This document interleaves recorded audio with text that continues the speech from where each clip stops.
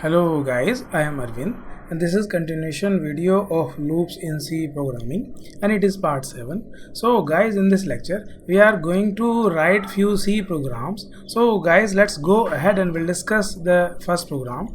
So guys, we are going to write a C program to print the multiplication table of the number entered by the user, and the table should get displayed in the following form. So guys, now let me open up the Turbo C++ compiler.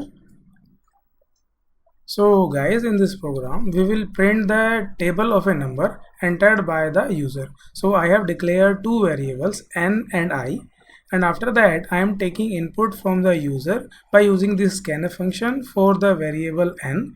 And now in this for loop I have assigned 1 to I. So this is the initialization part, and then I am checking this condition. So 1 less than equals to 10, so this condition will be true, and then it will print this statement. So in this print function, %d into %d equals to %d. So the value of n will be print here, and the value of I will print here, and this is the value of n into I. So suppose if we have entered 7 here, then it will print 7 into 1 equals to 7, and then I++ will be executed. So the value of I will be 2, and then 2 less than equals to 10. So this condition will be true, and then it will print second statement. So it will print 7 into 2 equals to 14, and then I++ will be executed, and so on. So guys, now at some point of time when value of I will be 10, then 10 less than equals to 10. So this condition will be true, and then it will print 7 into 10 equals to 70, and then I++ will be executed. So the value of I will be 11, and then 11 less than equals to 10. So this condition will be false, and then control will come out from this loop. So guys, now if I run this program, it is requesting to enter a number. So let me enter the number. So I am entering 7 here. So this is the output of this program. So guys, I hope it is clear to you.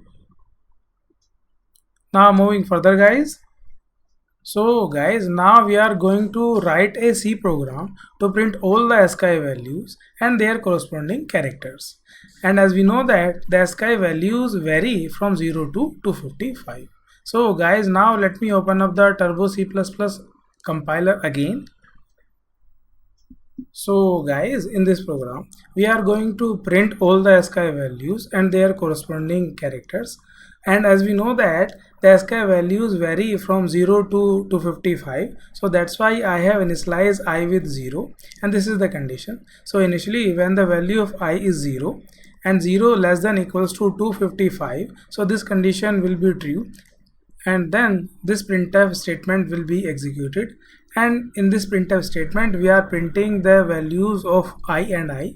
So basically it is printing the integer value of I, and this %c is printing the character constant of this value of I. So basically here we are using typecasting to convert this integer value to character constant. So guys, now if I run this program, it is printing all the ASCII values and their corresponding characters. So guys, I hope it is clear to you, and thank you so much guys for watching this video. Just in case you liked it, do not forget to like and subscribe. I will see you then in the next video.